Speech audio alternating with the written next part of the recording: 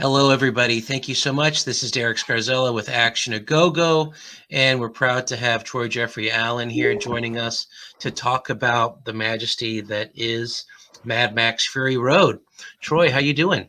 What's up, Derek? I'm glad we finally are doing this. I know. It was like what 2 or 3 years ago. We were all like, we should start doing movie commentary on our channel and everything else. I know. you know, and like we finally are doing it, and I'm excited because this is a movie I love, like unconditionally. I know. This movie is so amazing. I remember when we were doing this for Action A Go Go proper, like around 2014, and the buzz for this movie was coming out.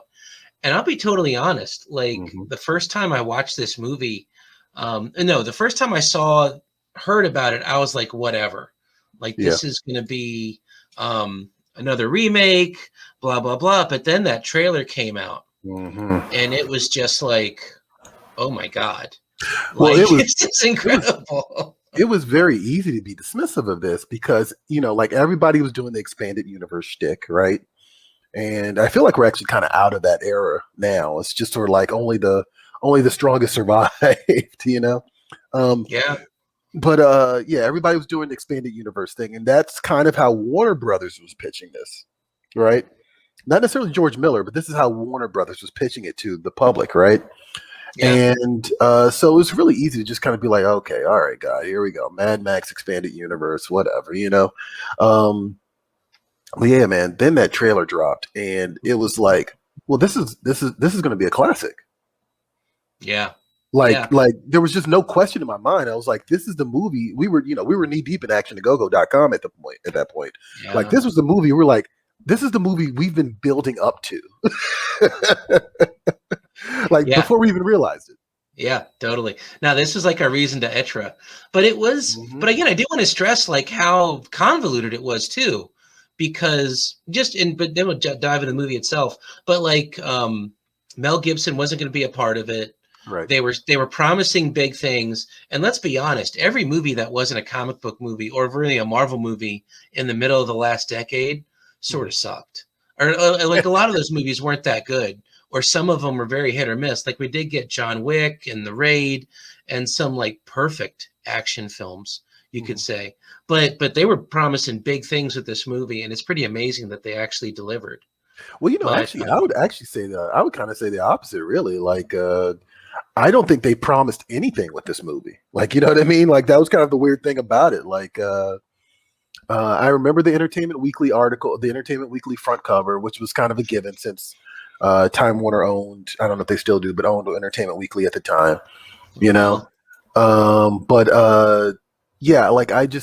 remember there being not nearly as much interest or speculation about this movie as we had, like, from the general public. It's probably a fair point, but we were so, I mean, we still were are ingrained. I know. So in the weeds with this stuff. Yeah. But I remember the trailer got so much buzz. The trailer was actually one of the most popular Action of Go-Go posts of 2014. And actually, most of our posts that we did were super popular when it came to this. Like it had a lot of innate buzz, man. Yeah. Well, I mean, I think that's because there just wasn't a lot of people, just wasn't enough people talking about it. And so we were one of the few people that were like genuinely hyped for it. And I think that like people were kind of responsive to that. Absolutely. And here we have the intro for this movie that we're playing. Hopefully won't get any legal trouble, but these are clips literally from YouTube that we're commenting on. But this intro covers so much. And I know you wanted to talk about how this movie is basically like a giant comic book. But I don't know, this intro like goes over everything that Mad Max has gone through. And the one thing I wanted to say, it really insinuates failure. It does. Oh yeah, completely. At this point with Mad Max, like, there was Mad Max, the first one, Mad Max 2 or The Road Warrior, which I consider a perfect movie. And then Mad Max Thunderdome. So like Mad Max has been through a lot, air quotes, but here we have him, and they're really insinuating here that he's done nothing but fail. And he's really sort of a loser, essentially. Right. Which I kind of feel, to me, like I know a lot of people even some people who were on our writing for our website at the time were kind of down on this notion that Max would be a failure of some sort, right? Mm-hmm. But Mm-hmm. I mean, you look at those movies. It's not like he's like a savior or like I mean, it's not like he has a great pass fail rate. You know what I mean? Like he's kind of he's it's like he's like a Yojimbo. He's like a wandering nomad. Like he's just kind of going in and out of these scenarios, and sometimes he has impact and sometimes he doesn't, sometimes in the same movie, and then he just kind of keeps it moving.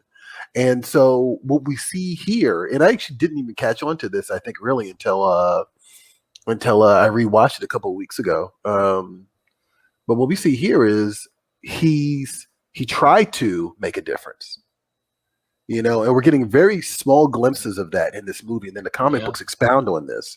But he's tried to make a difference, and it went to crap. Like it just went all to hell. Which, truthfully, I mean, look, it's the apocalypse. Of course, it would. You know what I mean? Yeah. No, 100%. And it's so sad. It's like and I remember experiencing that in the theater. Like this whole intro, like tells so much to the point where, like there's a movie here that just isn't being told. Right. And, yes. but 100%. but here we go. I think we just skipped on to a different scene with the Morton Joe.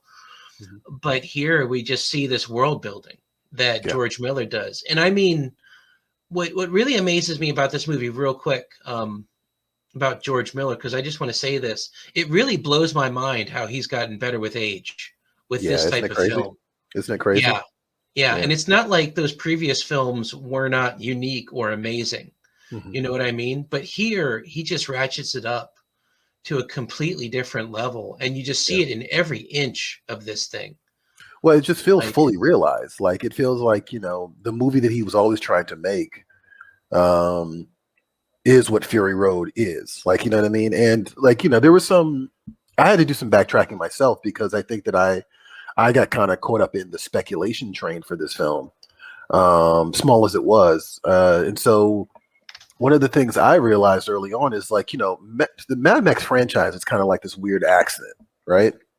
Like it's not a situation with George Lucas where like, he had this arc that he wanted to tell across like, 9 stories or whatever. And like he knew certain big beat moments, like bit for bit. Like he was kind of just going for an action film. And it was very reactive actually to the oil crisis of the late 1970s. That is so true. That is actually a really good point. That was just something I didn't realize. Yeah. Well, I mean, it's literally in the film. Well, when was the first Mad Max done? It was like 79, I want to say. Jeez, man. I want to say it was 1979. It feels older. Let me see real quick. I've got his IMDb pulled up on the side. Producer. Here we go. Director. 1979. You're right. And then for the sake of direction here, Mad Max was 79. Mad Max 2, The Road Warrior, was 1981, and Beyond Thunderdome was 85. Yeah, it was a big gap. And like I said, like and I mean, it was one of those things where like, it was just this project that was in constant development. Like, I'm not just talking about Fury Road, I'm talking about the franchise as a whole. Like, it was just sort of like he came into it with this sort of like indie filmmaker spirit, right? And he was doing something that was reactionary, right, to the oil crisis. And it turned into this cult thing. And so then he started to expound more. And like, and I say him, I also mean like the screenwriters and et cetera, and the concept designers. He started to expand more on the apocalypse theme, right? Yeah. And then by the third film, like he really just kind of fully embraced that apocalypse theme, I think anyway. But people don't realize that, like, Fury Road has been in development since like the 90s. Like this is something that's just so, which follows the track of the making of this movie. Like this is the making of this franchise. Like this franchise has always been this rolling thing in George Miller's career. Never meant to be finite. Not really. You know what I mean? Never meant to be an arc of sorts necessarily, but just kind of like this thing that was constantly gestating and like kind of reinforming itself as he went. And like, and then Fury Road, I feel like is like the perfect interpretation of what I think people expect from Mad Max when they see it in their head, when like, they hear the concept. Yeah, totally. I couldn't agree more.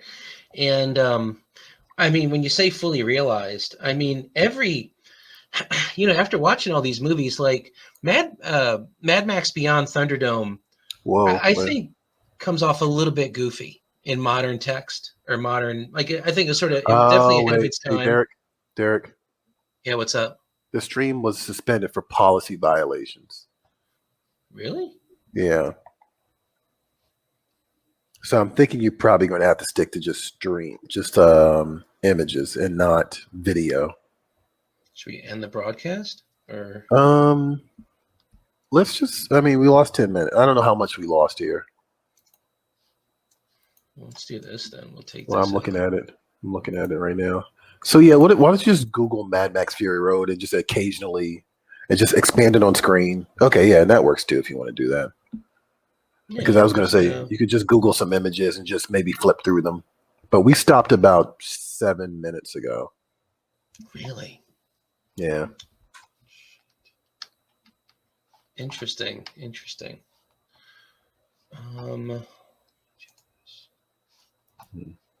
So I don't know if you want to stop the stream entirely and just start Real over. quick. Yeah, let's just end it real quick. Which link are you using? On the YouTube, new one I sent you. The part 2. Yeah. Okay. Okay. Now I see us. Here we are. And we are live.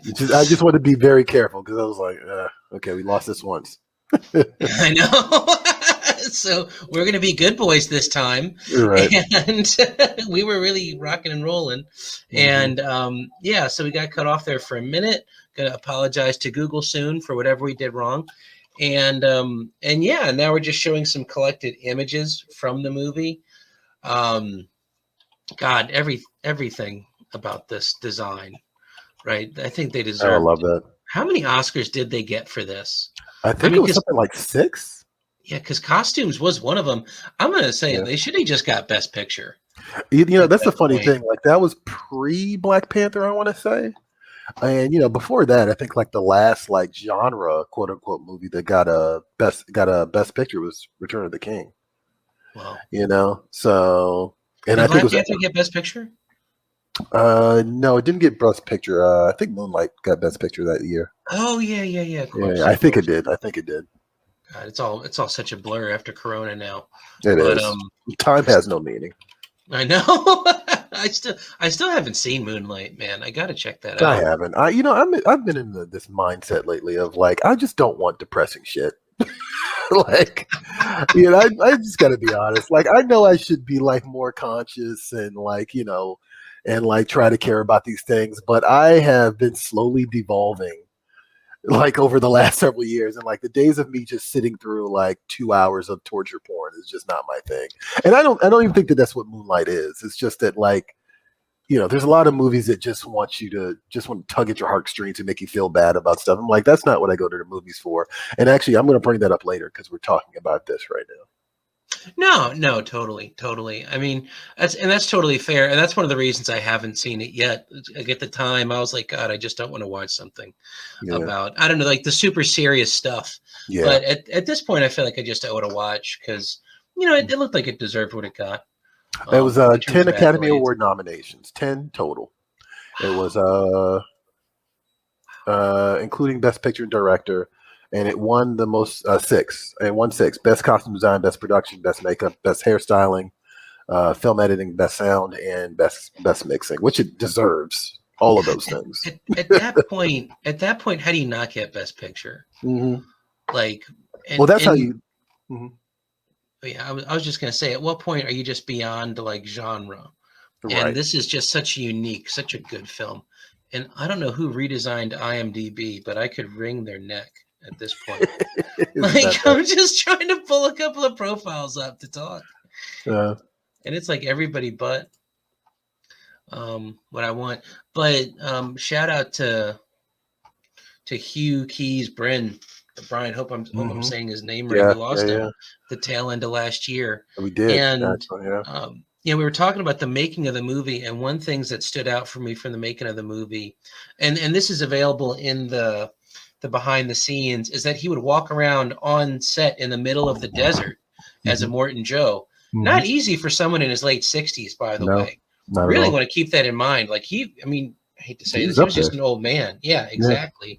But he would go around on set with everybody and start cheering on his war boys, really getting into the character. It helped them get into character. And I just thought that was such a wonderful little story Oh yeah. about that man and his dedication to the role, and what a 100%, friendship yeah. he must have had with George Miller, who directed the Yeah. film. Mhm. So a huge shout out to that amazing man who Yeah. made that character come to life. Yeah. Absolutely. I'm glad you mentioned that actually, yeah. But yeah, like I guess we're just starting over. So let's just start over. Yeah. Just start over. Well, I don't know. I'm probably going to edit these together somehow with some friends' help later. But we covered, what did we cover? We covered the intro. Yeah. We covered the initial buzz going into the film. Yeah, the initial buzz, the history of the film itself, and Morton Joe, the actor himself, not so much the character. And I guess we talked about the world building that this film does. And if you look at these vehicles, I mean, this is what we're talking about. Like, when was the last time you saw a movie that wasn't a Fast and Furious film, okay, where the cars played such an important role and really said everything you needed to know about a character? Right. Yeah. Yeah. No, 100%. Like, yeah. Yeah, and I mean, sorry, that image is so small, but this right here, I mean, look at that. And not just the cars, but every person featured on screen is unique as well. Every character is unique. But I guess we should segue into like the other most important character, and I guess the controversy of that character, like Furiosa. Yeah. And one of the things that fascinated me about this movie, yeah, I know, right? Like how people complained that she was so prominent in the film. Right. Even though, because we discussed the beginning of the film, it shows us that this world isn't getting better. No. You know what I mean? Mad Max has basically failed. And she's just trying to do the same thing he is. She's trying to create find paradise in this wasteland. But where did that come from? Like, what are your opinions on that? That is, I kind of alluded to this when we first started recording. Like, there were people even in our own Action and Go-Go family, like writers on our website, who were kind of irritated with her presence or her prominence, I should say, in the movie. And I just kind of think like it's, you kind of at that point now where we're already at that point now where confirmation bias is everything. Like, you know what I mean?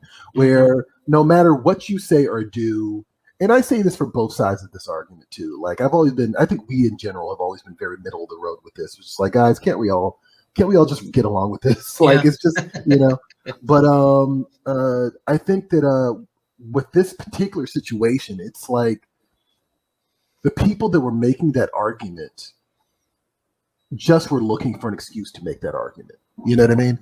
And here's my thing about Mad Max. I kind of said this in the previous what we were doing earlier.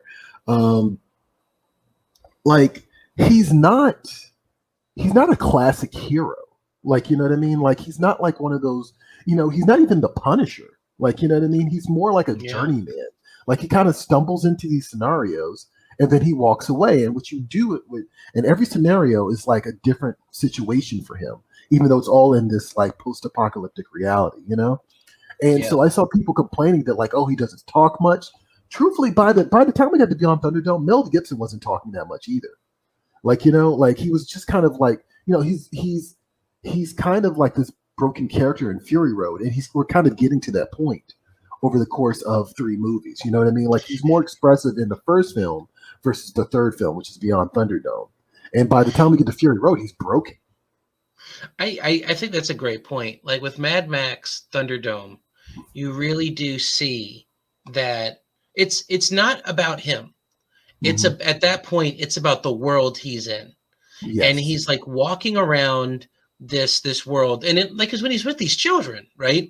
And that's the whole crux of it. Beyond Thunderdome, he meets this pack of children who somehow survived the apocalypse in this state. which I think the timing's a bit dubious for them to remain children, Oh, but we'll just yeah, ignore that. yeah, yeah. Like, No, but he totally finds is. this, he finds this magical pocket of children Mhm. that are so pathetic. Yeah. When you realize, and he treats them that way to a point. Like he's like, "Hey guys, it's time to grow up." And in that way, I think it's a great metaphor for life. Just looking beyond the pure story of it. But again, it's that world building. And I went back to that movie after thinking for so long, like it was the weakest one for some reason. But then I look at it like, wow, it's actually fascinating how, It is. like when those kids are telling their story, like you're looking at the prototype for storytelling. Like it's this prototype these children are building. These children are making their world. Yes. And it's so sad because it's so separated from reality. But what were you going Well, to say? Well, no, I was just going to point this out. Like, first of all, there's very much a Lost Boys aspect to those kids in Beyond Thunderdome, which I actually kind of really appreciate. And then you kind of see it somewhat echoed in actual Hook, the Steven Spielberg movie. Like, there's something about the aesthetic that just seems real familiar. And I almost wonder if I really did a deep dive, if some of the costume and set designs were, there was a mishmash of people that maybe cross-pollinated on those two films, or like, a cross-section of people on those two films. But the other thing I just want to point out, so I hadn't seen Beyond Thunderdome in years, right? And it just so happened that I saw it right around the time of Logan. And I think it was like the same year I watched it. And those movies are very similar. Was that a burp? It's too late now. I thought I muted myself. I'm sorry. This is live. This is live. I'm gonna take it out in post. Don't worry. I'm gonna take this out in post. This is live. This is the beauty of Jesus, being man. live. Oh my God. My finger slipped on the mute button, and here we go, folks. You're getting the real. This is uncut. Whoever's uncut, out there. Uncut. Action a go uncut. There you go. Oh my God. Sorry. But finish your point. I just noticed that Logan, the finale especially, is very much Mad Max Fury Road. I'm sorry, Mad Max Beyond Thunderdome. And like I can get into the weeds about that. I won't get too much into it, but like it was something that I noticed when I was watching the movie like a few years back. I was like, wait a minute, Logan kind of lifted like the finale of Beyond Thunderdome and put it in this movie. So I just thought that was interesting. Interesting. Yeah, that is interesting. You mean like the Hugh Jackman Wolverine Logan movie? Yeah. Yep. I gotta watch these back to back then. Yeah, and there's you know what? That would not surprise me at all. It only came out a couple years afterwards, and you know how they love lifting from each other. Right. Not Fury Road though. I'm talking about Beyond Thunderdome. Yeah. Oh yeah, but yeah. No, totally fair. And there's the whole kid aspect of it too. Right. Yeah. 100%. And that's really when I noticed it. Like, it was like the way that the kids are introduced. Like I was like, oh, okay, I see what happened here. Yeah. But anyway. And Thunderdome is still such a unique movie. But it was really interesting, and this is going to be completely off topic, but it's not going to be off topic, but it's going to be a little tangent. Did you ever watch the Rick and Morty episode where they basically go to like Mad Max Fury Road World? I think I have seen that one. It's so fascinating how they latched onto it. And one of my favorite parts was one of the characters. It's a joke, but he's like, my body is chrome, my blood is gasoline. But I really think it speaks to how this movie was so memeable. Yeah. And I think Mad Max Thunderdome, Beyond Thunderdome may have been, it had that same je ne sais quoi, like that still shows up in pop culture. Like we don't need another hero. Just the concept of Thunderdome. Public Enemy made a song called "Welcome to the Terror Dome." There you go. You know what I mean? Exactly. I actually just watched the Tina Turner documentary. Dude, my girl was interested in watching it. And I was like, I know Tina Turner. Like, I saw what love got to do with it Beyond Thunderdome. I'll dive into this. And like, first of all, it was very fascinating. She's a very fascinating person. But yeah, like I saw Beyond Thunderdome kind of come back in a small way back into the conversation because of that documentary that came out this like a few months ago. Oh wow, I got to give that a watch. Yeah. But yeah, I mean that's a great point that you just said that, because I sort of had the same experience. Like I feel like I know who Tina Turner is Mhm. because of that movie about her, which was amazing. Angela Yeah. Bassett, She's just phenomenal. Lawrence Fishburne in one of his career-defining performances. Yeah. Yeah. Yeah. I mean, a very brave performance for him to do, Yeah. Right. Right. in my opinion. Because there are Yeah. black women who still don't like Lawrence Fishburne because of that movie. I mean, but that was also memeable too. Yeah. Speaking of Eat how the these cake, things anime. echo through culture. Right. Yeah. But the other thing I saw was Mad Max Beyond Thunderdome, where Mhm. she is, like the head be in charge, you know what I Yeah. mean? Yeah. Yeah. Like, Yeah. and just such a powerful, commanding Oh performance. yeah, yeah, yeah. And And that's go ahead. actually the one thing you realize watching that documentary is like that's an extension of her personality, just up and down. That's all it is. It wouldn't be so wonderful, like you just show up on set and the director's just like, you be you. Yep, It's yep. like, Hmm. yeah, gosh, it's such a strange collection of movies, but Yeah. so archetypal to the point. And again, and I'll put Rick and Morty to bed, but the Hmm. way they were able to just encapsulate the beats and spit it back out, I think Hmm. it really says something about how good George Miller is with the structure Oh of yeah. his post-apocalypse. And even the movie ends with one of these quotes in, again, Mad Max Mhm. Fury Road specifically, and I think no, Thunderdome did as well. Yeah, it did. Yep. Like he starts developing this mythology Hmm. and this proto language, Yeah. where it's this fascinating space where you see people reinventing the world out of the rubble of what came before, Right. and Mhm. he has such a unique spin on it, Yeah. in terms Yeah. of how things break down and get put back together. Yeah. No, no, and I think that that's I think you nailed it on the head, right? So one of the things I did kind of with going into preparation. So my whole thing with a movie I really want to watch is that I don't read about it. I don't watch anything maybe except for that trailer and that's it. Like, you know what I mean? If I Mhm. really Yeah, want to watch it, I'm yeah. not doing the behind the scenes stuff. I'm not diving into the article interviews afterwards or any of that. So I didn't. So once I saw the trailer for Fury Road, I was like, I'm fully invested. I don't want to know anything about this movie until I see it. Yeah. And so it happened. And of course, I became obsessed like afterwards. But my obsession kind of extended to the licensed content, particularly the DC comics that came out in the around the time of the film, which kind of expanded the universe even more. But I never did a deep dive into the behind the scenes until the Blu-ray came out, and I didn't do an even deeper dive until like this past week, where I got like more of an expansive view of like how we got here, right? So I say all that to say, you bring up the mythological perspective of Mad Max, right? That George Miller has, right? And we Yeah. talked a little bit about this in the last stream, right? Or the stream that that didn't happen. But like we talked about this, which is that these movies aren't meant to really be like a they weren't designed as a timeline. You know what I mean? Like he wasn't Yeah. saying this happens first, second, third, fourth. Like he kind of was just making it up as he went along and then expanding on it as he went along, right?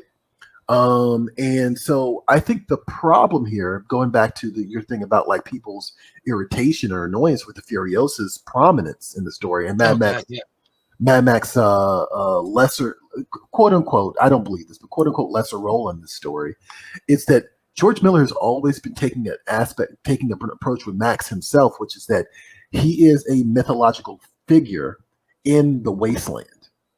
Like, you know what I mean? Like he's never meant to actually be like, Spider-Man or Superman. Like, you know what I mean? Like he's not like, we're not getting, what he is like this character that moves through this space and people are kind of what we're seeing is almost like people reinterpreting his story to us in a way. You know what I Yeah. mean? Yeah. And Yeah. and to the point to the point that like I found out that George Miller actually did not actually read Joseph Campbell's Hero of a Thousand Faces between 1 and 2, and that Oh wow. literally that shifted the whole his whole take on Mad Max going into Mad Max 2. Wow. So That's yes. amazing. So so this kind of like this weird fanboy thing about like this is the thing I really get annoyed with. It's like the fanboy thing of like fanboy fangirl, whatever you want to call it, thing of like, and I'm guilty of this too, of obsessing over the details of the story and not the details of the filmmakers or the creators.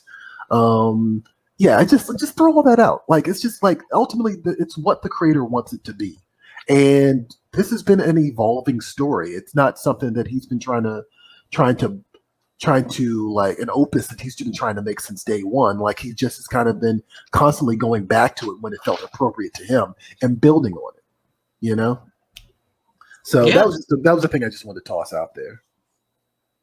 No, and I think that makes perfect sense. I mean, and it's so interesting, you know, how he's able, and again, going back to the nature of how he made this, like there wasn't a script. You know, it was all visual bits of material that they were just slapping on a wall. And then you watch the movie and you feel that, like even what the characters say, like they don't say a lot, but what they do say is important. And it's just such a masterclass in that sense of movie making. Like this is a movie. I know you're mentioning the comics and whatnot, but I mean, even comics, I think there was actually a lot of like thought bubbles explaining what's going on, right? In the like even with even with comics, you need to explain a little bit more to fill in those panels at times, you know. But here it's just go, and go. And then maybe the stunts we could go on about. I'm not sure how much more time you have, by the way. I mean, we're starting up like it's Memorial Day. Like I'm chilling, like whatever. Okay, cool. Let's just go for it. We're vibing. We're rolling. Let's go. We're rolling. Yeah, but the stunts, you know, going back to the first movie, made in the 70s. I mean, lots of movies had crazy stunts, but I think it speaks a lot that even Mad Max and Road Warrior are still legendary for the stunt work. And this movie continues that legacy. Oh, for sure. Like there's definitely CGI, but I will say that even the CGI I saw, I didn't really mind. Like I understood, or it added to the emphasis of the film. It accentuates, and I think that's I love the Fast and the Furious movies. But like at the same time, like I definitely have seen some people like, well, everybody goes see these Fast and Furious movies, and this movie didn't like get the credit it deserved. And I mean, I understand that on some level, but I think that the with the Fast and the Furious movies, when it comes to effects, like they clearly, the Fast and Furious movies go out of their way to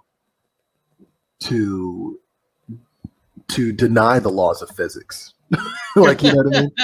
I mean, constantly deny the law of physics. Like, there's a new trailer out right now for this movie, and like, it's the number of things that cars should not be able to do is like ridiculous, right? I know. By comparison, go ahead. Well, no, I was just going to say by comparison, Mad Max Fury Road actually, and like they said this themselves, goes out of its way to not break the law of physics. And one of the ways they got around that was not doing CG and like in abundance, and like the CG in this movie accentuates scenes. Like it's boils down to yes, the pole, the dudes on the pole that are like grabbing people out of the cars and stuff like that. That's done all real. And there's a scene where Max has a fight with this guy on the pole, but when Max comes back up, there's a big rig explosion. Like the explosion's real, but there are additional explosions in that explosion that are not, and that's what I mean by like it accentuates, but it's not leaning on these horribly. And I think that makes a big difference in the suspense. You know what I mean? Like the level of suspense. And the other part of this too is just like, look, like I've been waiting to say this for a long time, and I've been thinking about this a lot.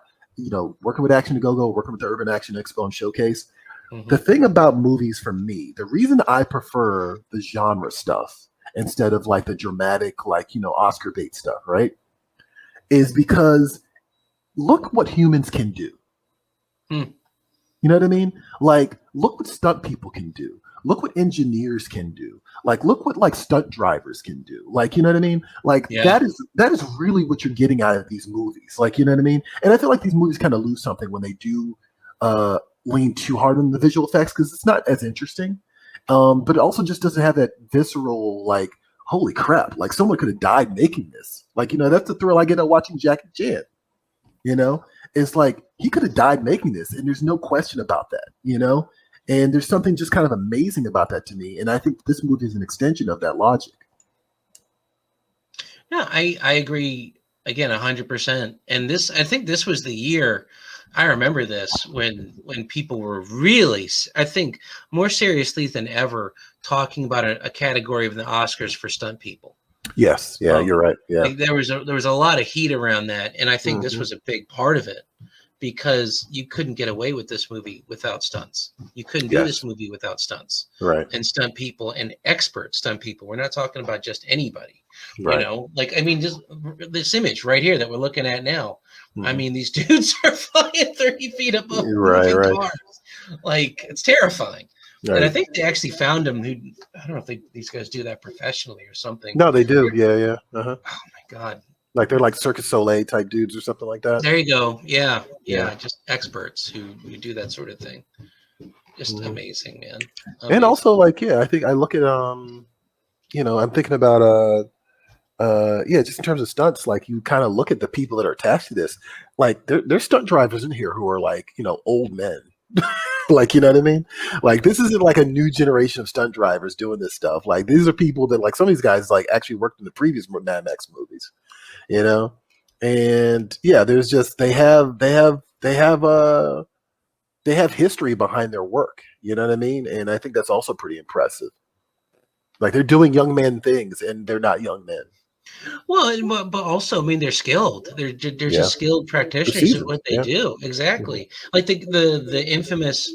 Well, I don't know if it's infamous, but one of the glory shots in the movie was the truck, the war rig, getting destroyed, and they've really destroyed the truck. Yeah. They really flipped it, and not completely. Like, again, they use CGI to make it bigger, but there was really a dude driving the thing. Yeah. And they had a whole segment dedicated to that one scene. Yeah. And he got out and he was fine. And that's what stunt people do. He just did his job. But you're sitting here like they're talking about crashing a car. And we take it for granted so much. But it's like, no, these guys are skilled. These guys know what they're doing. And they as much as it's wonderful to see like younger stunt people who are learning and trying to make a name for themselves, you forget that there's people 30, 40 years in the business who can just nail it right now. Right now. And we don't talk about them enough. It's such a shame. And they're so talented. Like, no, they are. They are. And like, it's kind of weird like that Hollywood doesn't want to give them that extra, like, even if it's the untelevised portion of the Oscars, because I think they still do that where they kind of do it for like the more technical stuff is like untelevised. But yeah, these guys deserve like a nod, like, in general. 100%. And that really tripped me out when I found out about that whole, like, the Oscars before the Oscars. I think Jackie Chan got one of those Oscars or something. Yeah, he did. Yeah. Like, he didn't it wasn't part of the official ceremony, but he got one a while ago, which was really cool to see, considering all he's done. But but just to go back to, I guess, to shift gears a little bit. We talked about the stunts. We talked about everything, the women in the movie, right? Because the whole story, a part of the story is Furiosa robs these women from Immortan Joe. One of them's pregnant, and they're his, like, I mean, there's no way to walk around it. They're his prize breeders, essentially. Right. Yeah. What do you think about that aspect of it? Because that was sort of, because in Mad Max, his family was destroyed. Right? Turns into Mad Max. Road Warriors, about finding paradise. Thunderdome, same thing, finding paradise, but it's these children. And this time we're focusing on women. What do you think about that aspect of it? And do you think it adds to it? Do you think it's, I don't know. Well, I think I think it humanizes it. Like, I think it 100% humanizes the story. Like, I think that I think the misconception with Mad Max is that it is a kind of like this ballistic like action film, like, action franchise, you know what I mean? But yes, it is on a certain level, but there's always sort of like an artistic, like, just like a deft artistic hand at the helm of all these things. And I'm not just talking about George Miller. I'm talking about the team of people that help make these movies possible. Yes. And so I think that the problem I get a lot of times when I see people talking about these films, particularly Fury Road, is they're not really thinking about the art. I feel like they are so laser focused on the badassery. You know what I mean? And I think that's the thing that George Miller and I think what George Miller really brings to this, besides all the technical prowess, right, is like his ability to kind of go, to find the humane aspects of it and make them stick, and that goes not just to the brides of the Morton Joe, like that goes all the way to Nux and his storyline, you know what I mean? And like just how I still get moved by his final words in the movie, you know what I mean? I know. And like if there's something about the way the camera moves and the way he says it and the music, it's perfect. Like, and it's art. You know what I mean? It's not just a action sequence finale. It is art, And I think that's what Miller invites here, that like I think I see not everybody, but too many people gloss over, is the artistic approach to it. Like I think that with the Brides of a Morton Joe, they are like, I'm imagining, I'm seeing images of the movie in my head now. And it's like the moment where like, we go through like about what I want to say maybe 40 minutes of movie before we actually see them. You know what I mean? We know that something was stolen, and we know that Morton Joe has caught on to that. Now he's after Furiosa. But just like the juxtaposition when Max wakes up after the sandstorm, and then he turns the corner of the war rig and he sees like the brides, you know what I mean? And they're like angels in a wasteland. They really are. And then of course compounded with the water everywhere. Right. Like it's literally a slice of paradise that he is walking in on, Yeah. Gosh, so and good. Like, and it's great too, because good. Like that he is also like, is this a mirage? Like, you know what I mean? Like, and I think that I think you need those things. I think those things are important to the story. I think that like, if George Miller didn't do those things, like, then it would just kind of be like this empty action film. But he takes a moment in the middle of all this, like, this high velocity, intense like action, to give you something that you can care about. And also, I mentioned this on an article in Action to Go. There's a very real motivation here because of them. Like, these women don't want to get raped. Yeah. Like, you know what I mean? Like, I mean, that's like 100%. Like, out of all the things that you could have put together to like kind of work in some like contrived plot to motivate these characters, for them not to want to get raped is, you instantly understand it, you instantly get it, and you're instantly like, okay, no, they got to get away from this dude. Like, you know what I mean? No, and totally. So again, so it just, again, like, even though it's artistic, it leans into the visceral nature of all this. You know what I mean? Like, it still very much serves that tone of the movie, which is like, yes, this is about survival, life or death, point blank. And in a way, it's, I don't know, maybe I'm just sort of realizing this. In a way, it takes it back to the first one, because that was a part of the first one. Like Mad Max, he loses his son, right, and wife to the bad guys. And in this instance, he's sort of doing it, but it's for a virtuous reason. Yeah. Like these women don't want to get raped, and this woman doesn't want her child growing up in this world where he's going to be turned into some warrior, like who's just like literally a dispensable thing, right? Just used to fight and whatnot. Sorry, I'm hearing a little bit of an echo, so it's sort of tripping me up. But I don't hear anything. Okay, good. When that happens, or when one of these characters dies and she's pregnant, I think everybody watching this is going to have already seen the movie, so spoilers continuous from now on. But it's just struck me because all of a sudden it made it so personal, because you see Immortan Joe, like one of his children just died. And it's this weird trick it plays on you where you sort of feel innately sorry for him all of a sudden. And the other character here, forget his name. Oh, hold on. The big guy. Rictus. Rictus, yeah, exactly. I wanted to actually use his name too. Nathan Jones, who plays Rictus Erectus. Oh, is that? You're right, yeah. I mean, look, it's right there, right? I mean, you know, it's even in his name. Like these guys are rapists. They're horrible people. You know what I Yeah, mean? yeah, but they just lost one of their own, You're right. and they're sad about it, and Hmm. beautiful baby brother, You're right. Yeah, whatever. yeah, yeah. But But also, I just love that too. Like, I love how complicated it gets, even though it's like a simple plot. You know what I mean? Like, yeah, like it's the movie's doing a lot of things emotionally to you, like you said, where yeah, like a Morton Joe's upset that his offspring is dead, and like because it's a baby, you're like, and an innocent woman in the process, you're kind of like, oh damn, okay, that is kind of awful, you know. But at the same time, you're like, yeah, like Morton Joe's still a bad guy, so it does, it definitely plays this trick with you, where it kind of like messes with you and manipulates you just a little bit. yeah, and it's just genius because it does draw you in. But real quick, this is Mhm. I hate to do this to you, but just a real quick slide. Yeah. Or look at the. Have you ever looked at all the names of these characters? Oh yeah, yeah, yeah. This like Josh Are you Hellman, sharing? Slit. Oh, no, I can't see if you're. Are you No, sharing no, this? I'm Or? not. I'm not sharing just yet. Let me pull Okay. this over. Hmm. See if it'll let me. Hold on, let me bounce out of here. We'll just go to IMDb. I think this is legal. But Josh Hellman is Slit.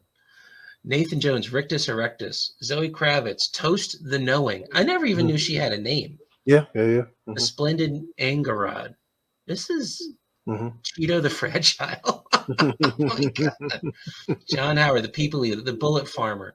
Yeah, This is the world building thing it aspect of it. is. It It's is. not there, but you can sort of see the characters when Yeah. just by hearing the names. Well, I think that's the great thing about this. Like again, going back to this art thing, like it's you know, they're giving you. There's so much. You know, I posted this on my Instagram. There's so much story in every frame. You know, and like it just 100%. it drills down to like the set design, the costume design, the way the characters talk, you know what I mean, like their names, you know what they're wearing, like the cars that they drive, the resources, like it's just there's so many layers to it. And you know, you wouldn't have gotten these many layers if this film hadn't been in development for like something crazy like 20 years, you know what I mean. No, um 100%. I mean yeah, but also like you were just saying the bullet farm, yeah, the what do they call it, Gas Town. Gas I Town. mean, it's this weird mix of childish Hmm. simplicity, Yeah, but very serious like connotations to that. yeah, And yeah. and Joe and Morton Joe, like he's the guy who controls the water. Yeah, he is Like he's 100%. not just some warlord, some warlord. Like he Mhm. controls this resource, Yeah. and it Mhm. makes it so abundantly clear from the outset when he releases the water, and all Mhm. of these, I guess, lack of a better term, like homeless people or the Mhm. rabble of his little part of the world just show up to get it. Yeah. Mhm. Um, but yeah, just the structure of it. It's he just builds this incredible world. I also like how Joe actually throws out a little philosophy at the rabble, where he's Oh like, you yeah, know, don't get too used to the water because eventually you'll start to resent it, which actually serves him. You know what I mean? Like, you know, because of course these people need water. They live in a desert. Like, you know what I mean? But of I course. just thought that was really interesting, like the level of manipulation that Joe has are on people. I also thought it was really cool, like back to the weird world building and like how every frame tells a story. Um, you know, and this is something they expound on in the comic book, but you don't know this when you're first watching the film if you haven't read the comics. Um, yeah, Joe is former military. And so when they put that bodysuit on him, you see that he's decorated. Like, you know what I mean? Yeah, And so that kind of answers some questions right there about how he was able to get the resources.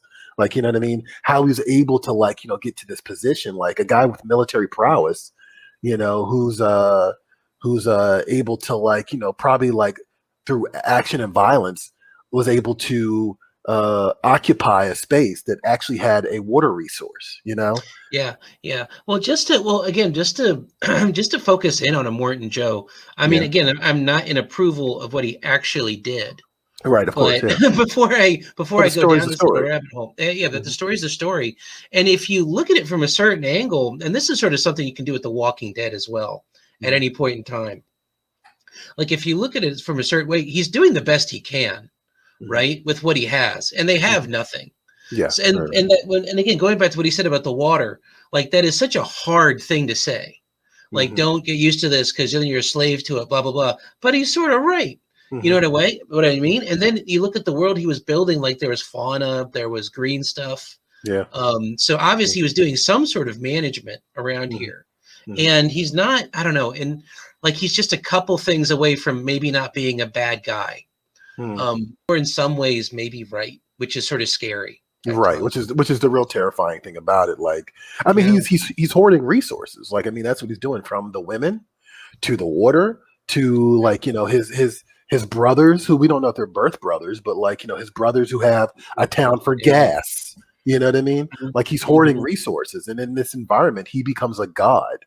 Exactly. You know? And also, and this becomes apparent in the film, where else are they going to go?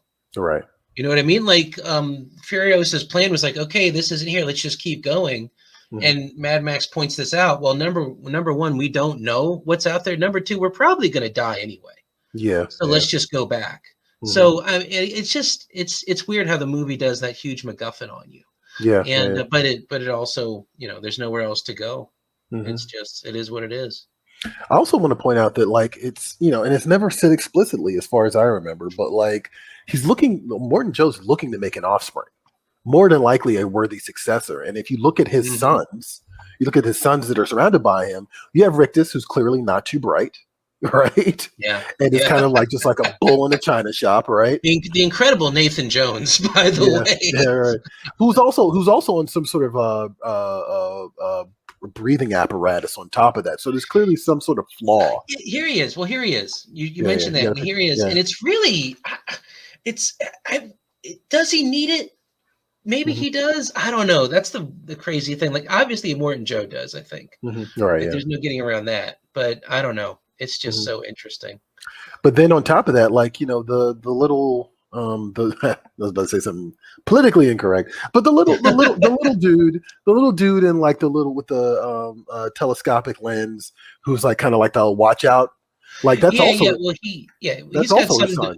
No, exactly. That's also a son. And you're right. He's got some deformities. I think you could say. You know what I mean? Right, and obviously he's still functioning, whatnot. But it's weird, their interaction.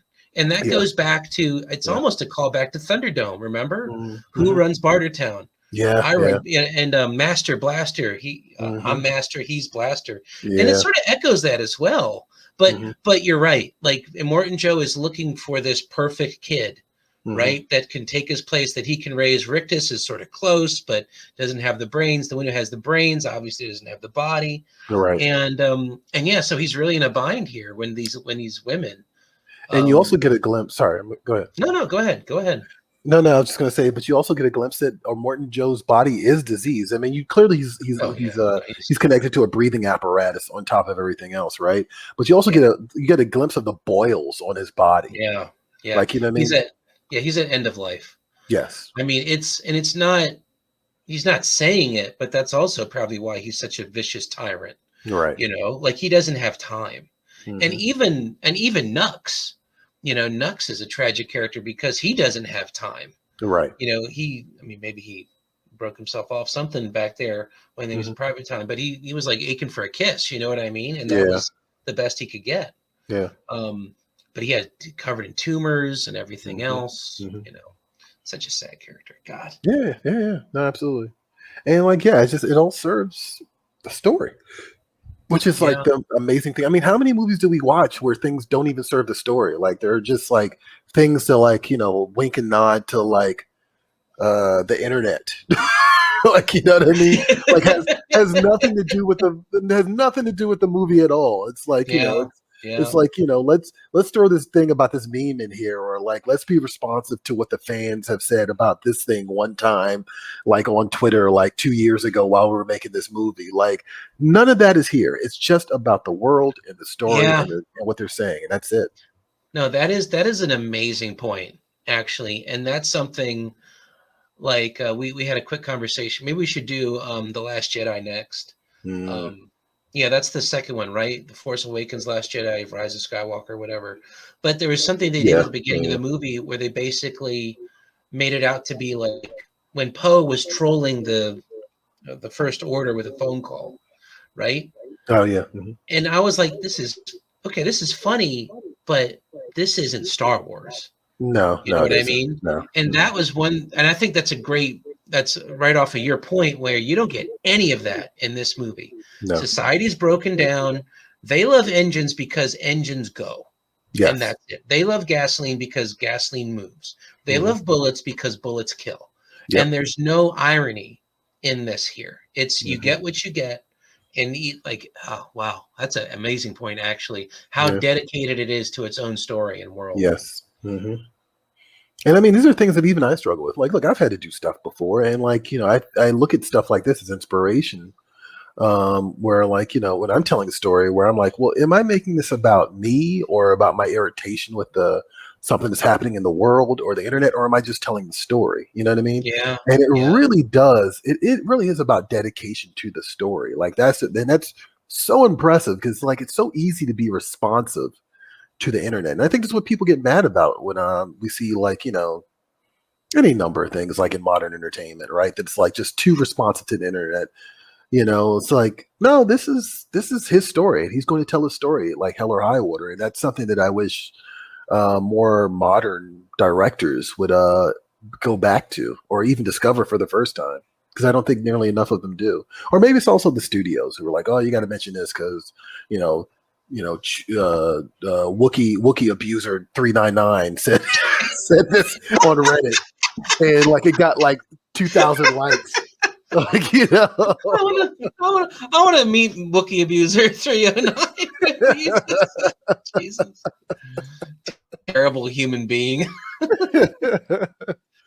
So my bad, but yeah, I actually know it's actually funny too.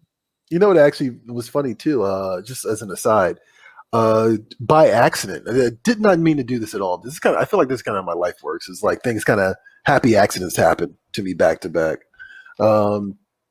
In relation to each other. My fiance, Liz, she just randomly put on Happy Feet. Like I didn't tell her to put on Happy Feet. She just put it on. Yeah. And I had never seen it before because I don't really watch animated movies like that. It's nothing against them. I just never really watch them like that. I don't have kids, so it's like, you know.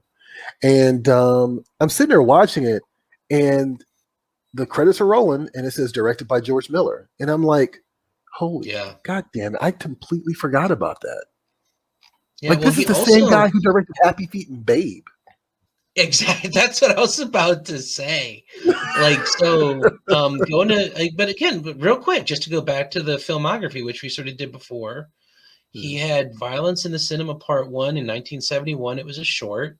The Devil and Evening Dress documentary short.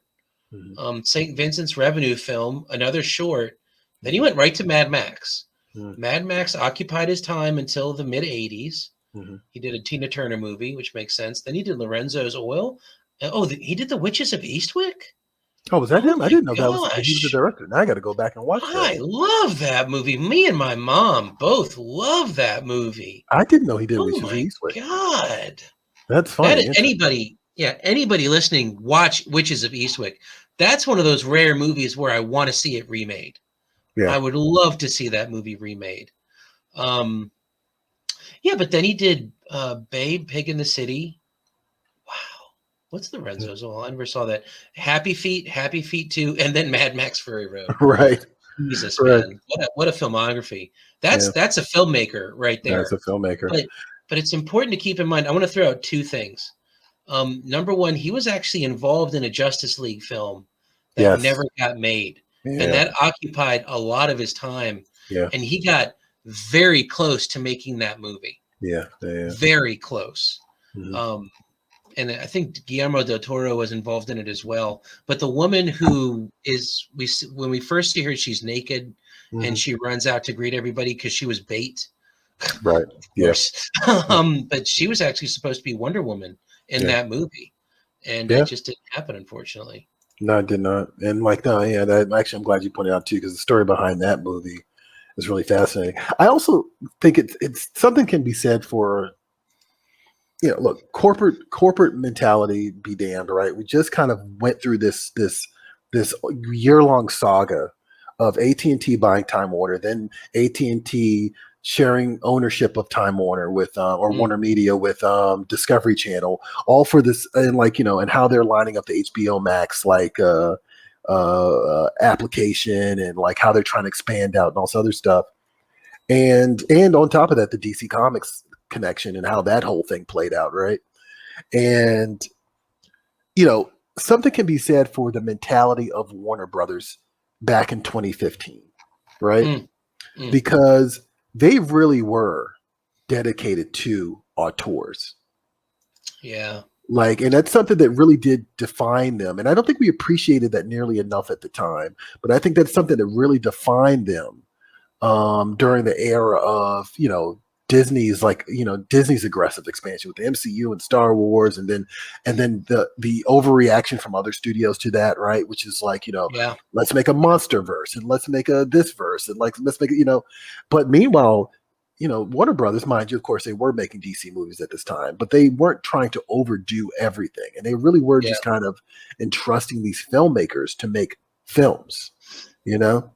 Well, last decade was so frustrating, but so interesting. Yeah. At the same time, like on one hand, and trust me, I love Marvel movies. You know, I love Marvel movies. You literally sold me comics 20 years ago. But and the MCU expansion was great, but it's like they broke Hollywood in a sense, where you had some good movies that slipped through. Fortunately, this wasn't one of them. Yeah. You had things like John Wick and The Raid that just showed up and just taught everybody how to read again, or however you want to put it. And then you had a bunch of garbage that was just being thrown at the wall. And then you had the MCU, which just dominated so much. Right. And it's going to be interesting. I mean, we can already do it. You know, we're in a new decade, and you can co-sign this. I've been saying this for a while. We're about to see big tech swallow up everything. I mean, I wouldn't be surprised by it. Yeah. But I think next last decade is going to be, there's going to be a lot to look at, and it's going to be really interesting looking back and seeing sort of like the death of auteurs and who makes it out of there. Yeah. Because it's not just George Miller. They let George Miller have the reins here, and it was a big gamble. But Zack Snyder too. And Snyder, Christopher Nolan, exactly. Yeah, these are director-led franchises and initiatives. They weren't producer-led, which is what we saw with Star Wars and Marvel. And I think it's safe to say, like Star Wars, they're making money, but they're also getting a lot of people angry for reasons. We don't need to go into all the details. But Marvel, we're also in this phase where they need to decide where to go, and you know what vision is going to take over next. What's the next phase going to be? And there's some questions there. But I mean, in one sense, maybe the produce, and maybe this is how the market, and sorry, I'm just droning on just to people to tell me to shut up. But in one sense, we've seen the producer-led model maybe a bit more sustainable, but with the director-led model, you have movies like Fury Road, which are nearly perfect and so influential. And you can just sit down and rewatch it over and over again and not get tired. Well, now, you know, actually, you just made me realize something. Like, we're basically seeing two competing ideologies about how to make movies, right? That has actually been done before, right? There's the big studio model. There's a big studio model that was like basically from the golden age up until the 60s when things started to fall apart for Hollywood, right? And then like we get into the French New Wave, which gives birth to guys like Steven Spielberg, George Lucas, Francois Truffaut, and like et cetera, et cetera. And so that is the auteur, the director-led visionaries, right? That come into play. And so it's interesting because what we're having is like we're reverting back to the studio-led mentality. And it's not to say that there haven't been studio-led films. There always have been studio-led films. But one thing was more at the forefront than the other for like several decades. You know what I mean? And so like I think that's really interesting that now we're at this point here where, you know, the auteur is going to have to find a home. You know? Potentially have to find a home. And the studio-led thing is like, pretty much like if you want to get in the theaters and get a major release, you got to be in line with what the studio wants, like almost like at a high percentage, I'll say. Yeah. No, I mean, I think, yeah. That's all I can say. I mean, and it's important to remember that movies developed and changed. Like we really grew up in that post 60s era, right? Oh yeah. That lasted, oh my God, into the 2000s, let's Yeah. say, where Yeah. it's director, creator led, even big actor led, right? Mm-hmm. Like Stallone, Arnold. Yeah. I mean, I guess you could argue in the 90s it was mostly actor led, to the Yeah. point Yeah. where like they were getting $20 million paychecks to make movies. Yeah. No, you're right. That was a piece of the puzzle I forgot to mention. Yeah, you're absolutely right about that. Yeah, and it's also easy to let it slip by because you just take Julia Roberts for credit. I mean, I'm sorry, you take Julia Roberts for granted right now. There you go. And she sort of like she just shows up and stuff. But there was a time when she was getting $20 million paychecks. She was the reason you made a movie. Yeah.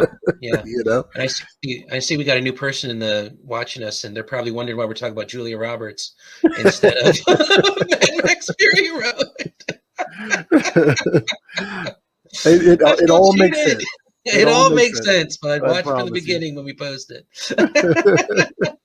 No, but yeah, so that was the actor-led era of the 90s. Now it was director-led into the 2000s. And then the 2010s, we sort of saw them duke it out. But yeah, I think it's going to be studio-led for obvious reasons, but maybe things are going to work out better. But anyway, just to get back on task here, I mean, George Miller's going to get a couple more movies out of this, isn't he? Well, I mean, that was actually going to be my next question to you. Like, I mean, look, Fury Road started in like the development process for this started like sometime after Beyond Thunderdome. Yeah. And this movie was originally intended to be the fourth film in the franchise, and then as we kind of progressed into the studio era, right? Yeah.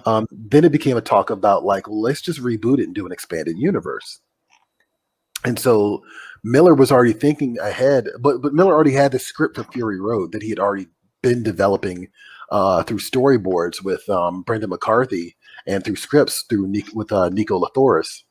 And and so he's always had three more movies lined, had an idea of a trilogy that he wanted to do here, where it's like it starts with Fury Road, and I think the next one was going to be The Wasteland, and it looks like it's going to be Furiosa next, because just looking at IMDb, so Furiosa, which is probably going to be great, and then it's Mad Max: The Wasteland, right? So, and I mean, I think it's going to really boil down to, who knows what Discovery and AT&T have in store for these type of movies now. Like, you know what I mean? Like, I mean, it could be one of those things like, well, we sold a lot of Furiosa Funko Pops, so yeah, go make the Furiosa movie. Like, you know what I mean? Like, well, I mean, that merger. I mean, that merger is so tricky. That merger is really weird. It's not a sell-off. Nope. I don't think they could. It's so weird. Like, you have AT&T bought Warner Brothers, right? Now they're spinning off Warner Media to merge with Discovery.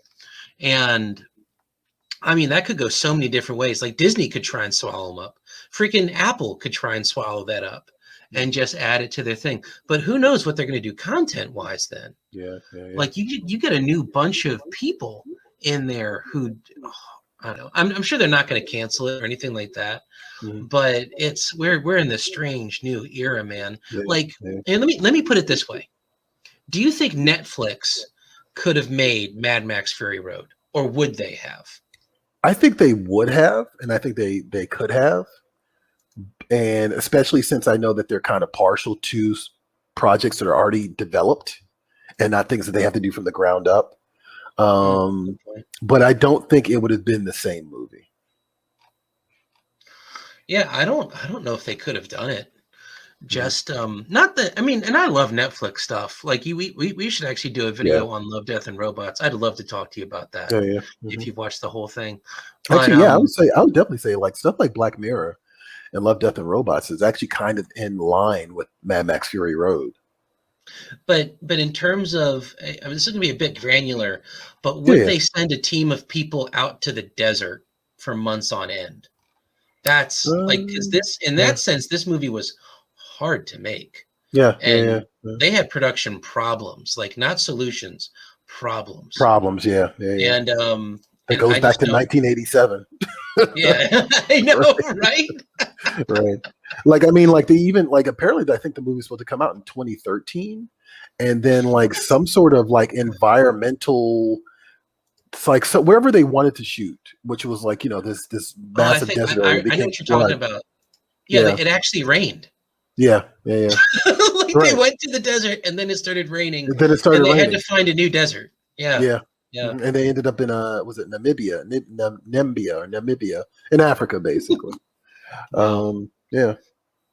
Yeah, I just don't know. See, I guess that's going to be my big question for the streaming era, because like Netflix is going to keep dominating, Amazon Prime's going to start swinging, and then you have Disney Plus and the HBO Max, God, I can't even call it Time Warner anymore, can I? Discovery Warner Media thing that they just made. I just don't know if those types of companies are going to want to send people to the middle of the desert to make movies. Right. I don't know. I mean, it could just be me splitting hairs here, Well, I'm looking at the budget for this film, and I mean, keep in mind this movie was in development from 1987 till to 2015, Jeez. which is insane. This they say the budget is somewhere between $154 million to $185 million, and and there's that's, of course, we always point this out. That's not including just promoting it, which may have factored into the how soft the promotion was for this film. Like, you know what I mean? But also, I'm sure there's just stuff in here in general that's not even accounted for. This might just be the budget for the movie once it finally went into production, like once they started actually shooting, like, you know what I mean? And like once they went to actual pre-production instead of the developmental pre-production hell they were in for like 20 years, so who knows how much this movie actually costs in the long run. Well, I like to, I don't know, just for the sake of simplicity, you got to start with when they started making the movie, in my opinion, because it's like Unforgiven. That was the Clint Eastwood film from the early 90s, let's just say. But apparently that script for Unforgiven was just sitting around for decades, and nobody wanted to make it for some reason, and he got a hold of it and turned it into a classic. Oh my God, yeah, that movie's so good. Like the western that people who love westerns like. Yeah.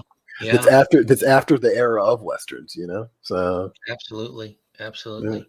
Well, let's wrap it up. We've been talking for an hour, man, and there's a whole 10 minutes that we got to edit together soon. How do you want to wrap it up? I'm looking at my notes. I'm trying to think if there's something I didn't really get a chance to mention. We talked about I mentioned kind of offhandedly, like I know what I want to mention. There you go. So I consider this movie to be both operatic and metal as fuck. Nice. And I was wondering about this, like as we were getting ready for this, like we call Star Wars a space opera, right? Mm-hmm.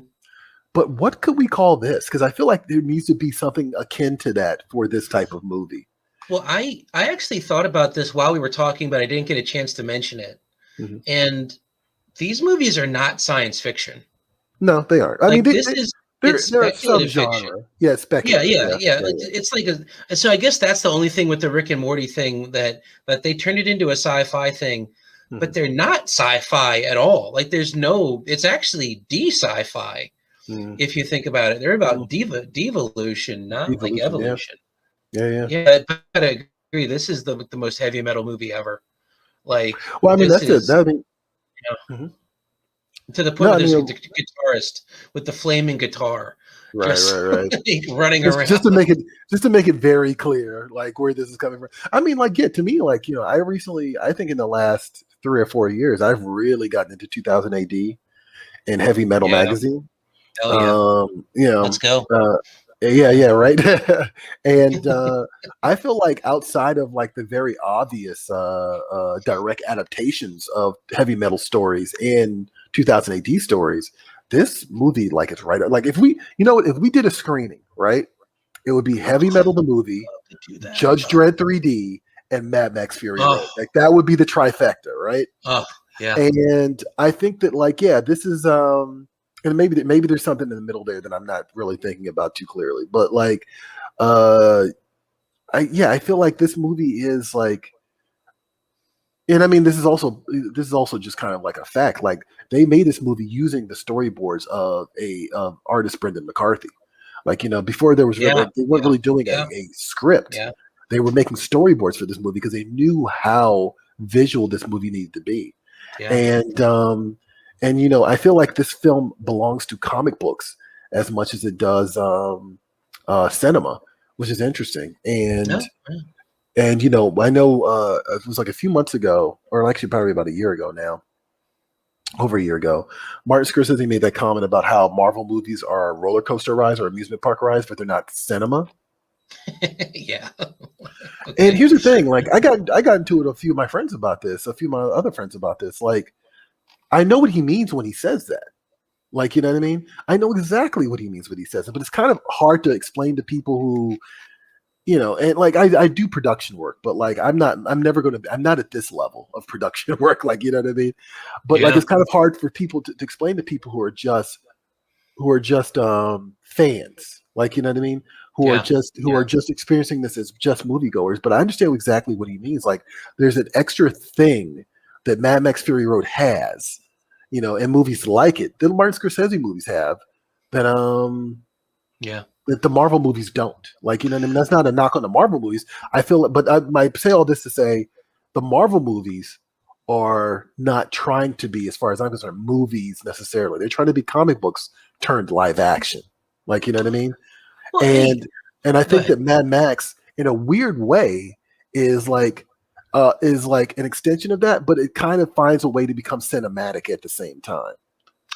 Yeah. No, I have to agree with what you're saying, right? And I think you actually get that when you watch the unedited Justice League cut or whatever, Yeah. call it the director's cut, the Snyder cut Hmm. of Justice League Hmm. versus Avengers, right? Hmm. And they're two different movies, but I hate to say this Hmm. because I love my Marvel movies, but that movie, the Snyder cut, felt more cinematic Oh yeah, no, I definitely did. than the average Warts and Marvel. all. Like Yeah, yeah, despite its yeah, flaws, like, and I had a lot of issues with that Snyder cut, but like it's a more cinematic movie. And yeah, the Marvel movies are more like, and I say the Fast and the Furious movies are in the same category with the Marvel movies. They're events and they're thrill rides and they're fun and they're exciting and they're entertaining. They are entertainment. You know what I mean? But there's something different that like guys like George Miller and Steven Spielberg and like we even see with yeah, the new Star Wars movies, like, the difference between when George Lucas does something versus when some of these newer guys do something. They're coming from a fan perspective, like, you know what I mean? yeah, yeah. Um, so I think I just find that interesting is all.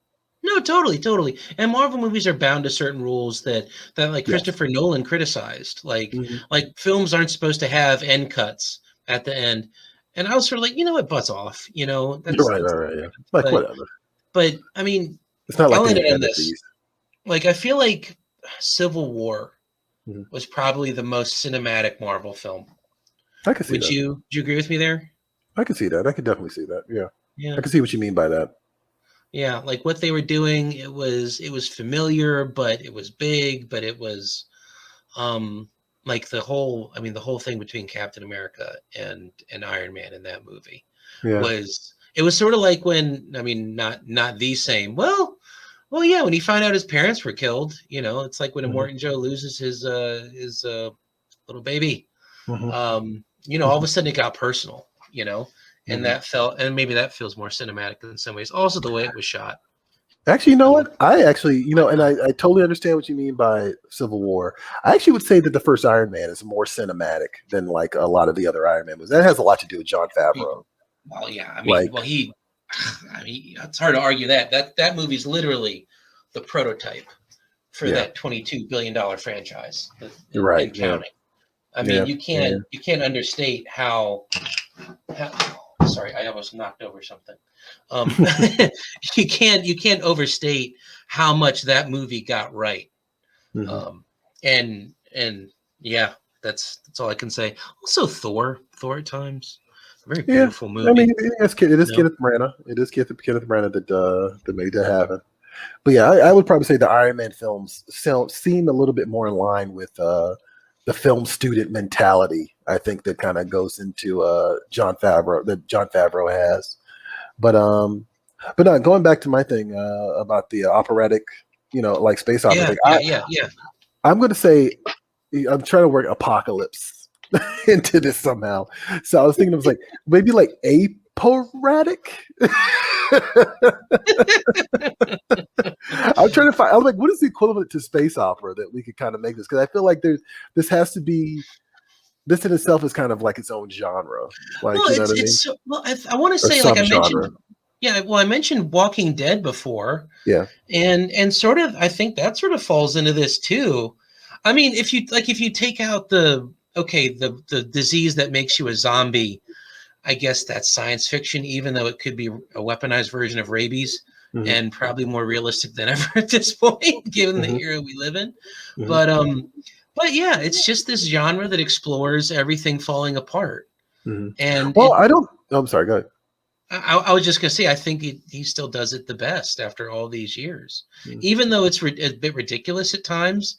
Like I don't know, I keep oscillating between like Thunderdome being corny and Thunderdome being like really deep, which, I mean, two things can exist at the same time. That's totally fine. Sure. But just the way he somehow, and I'll leave it at this, and I'll let you finish up, but somehow he makes it feel real, even though he's making something new. Yeah. And it's just magic. Like it's real magic when he does it. George Miller directing these films, to be clear. Mm-hmm. No, and I think I totally feel you. Actually, and I also forgot one thing that we didn't even mention. Like these Mad Max movies in general, kind of created I'm not saying 100% created, right? Because they were definitely informed by other things prior to it, but kind of like solidified what a post-apocalyptic sci-fi film is supposed to be. Like, a post-apocalyptic sci-fi story is supposed to be. It's probably the most imitated interpretation of post-apocalyptic, and of course, was it Richard Matheson's I Am Legend existed before that.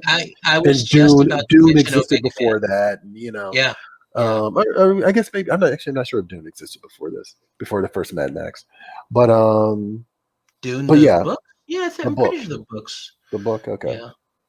Mm-hmm. But it's important. I was just gonna say, like, it feels like Mad Max invented this genre, but it didn't. It just did it so well. Yeah. It just stands out, and it feels like it created. God, I gotta watch Omega Man again. God, what a freaking fun ride that movie was. All right. I gotta look back at Charlton Heston. Planet of the Apes. Oh, Planet of the Apes. Yeah, I literally was about to say, you said Omega Man. It's funny, we both had the same thought at the same time. You said Omega Man. And I was like, Charlton Heston. Oh wait, Planet of the Apes was in the 60s. Like, yeah, okay. But I definitely feel like it did give post-apocalyptic. That's why I was very hesitant to say this, because I knew I was forgetting something. But like Mad Max definitely gives the post-apocalyptic genre form and shape. Like, you know what I mean? Yeah, 100%. And it does it so well, the whole bit. Mm-hmm. But yeah, anyway, let's leave it there. We've been doing this for an hour and 11 minutes, which is great. I'm going to create a supercut of this with hopefully a legal version of this conversation we can post on YouTube, and I'll send that to you.